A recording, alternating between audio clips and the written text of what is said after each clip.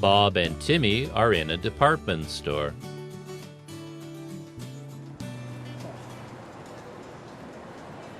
Wow, there are a lot of people here.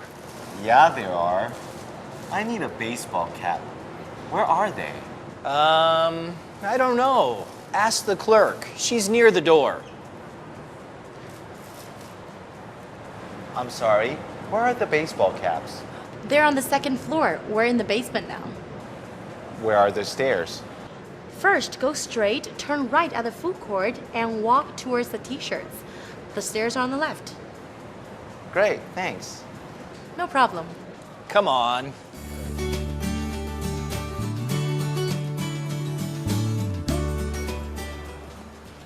I can't see them. Look over there. They are near the gloves on the right. Oh, here they are. This one is cool. Let's go to the food court after I buy it. Wonderful. Where's the food court? Oh man, you're terrible with directions.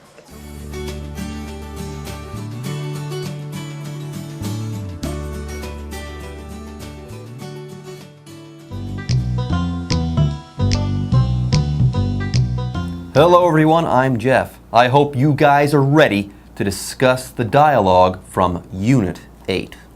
All right, guys. Hello, I'm Becca, and today's dialogue is called Shopping for Clothes. In it, two friends learn their way around a department store. Becca, I've got a question for you. Do you like shopping at department stores? Sure. In a department store, you can buy all kinds of things in one place. That's where the name comes from, the different departments these stores have. Right. For instance, for clothes, there are the women's department, the men's department, and the children's department. Children, meanwhile, want to go to the toy department. They're not really into clothes. Toys are more their thing. Becca, what's your favorite department? I like the electronics department, where I can look at all the new computers and devices they have. The first thing I do when I go to a new department store is to find the electronics department. Okay, that sounds good, but how do you find the electronics department? Well, if I'm at the door or next to an elevator, I check the map. But if I'm walking around inside, I ask someone for directions. You ask for directions. Good idea. Now, directions are instructions or explanations on how to get somewhere. You could say, "Can you give me directions to the electronics department?" Right. And some people are very good with directions. They always know which way is north. I'm pretty good with directions. North is up, right? Not necessarily. Anyways, in the dialogue, how do Bob and Timmy get directions? Well, they have to ask, of course, but first, Bob and Timmy have come to a department store because Timmy wants to buy a baseball cap. A cap is a type of hat. It's often a flat hat and it doesn't have a brim. That's the part that goes around the bottom of a hat. So for example, I own a New York Yankees baseball cap. A baseball cap, eh? A baseball cap has a visor that comes out over your eyes to block the sun. And that helps baseball players see. Exactly. So in a department store, Bob and Timmy can't find the right store to buy a baseball cap. So they decide to ask a clerk where they can find it. A clerk? A clerk is a person who works in a store. For example, the clerk told me where to find the coats. Yeah, and the clerk tells them first to go straight. That means to walk or drive in one direction without turning, like go straight until you see the food court. Exactly. Go straight. That's the most simple direction, or that's the simplest direction that you can give someone.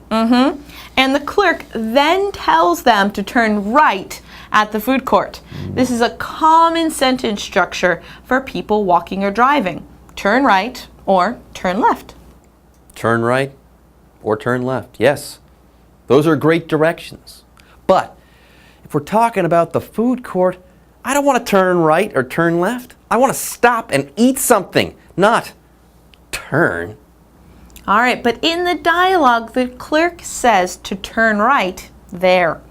And the clerk says, walk toward the t-shirts. Interesting.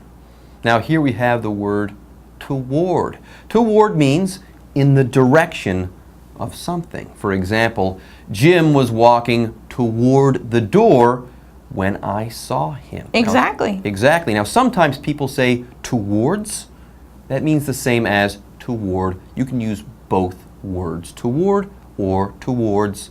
Both are fine. Now next, the clerk says the stairs are on the left. Now here we have the phrase on the right or on the left. And on the in this case means in the direction of.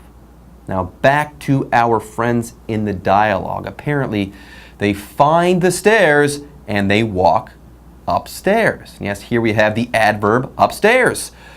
Upstairs is an adverb meaning going up on stairs, such as walk upstairs to the 3rd floor. Now the opposite of going upstairs is going downstairs. And upstairs can also be an adjective, as in upstairs bedroom.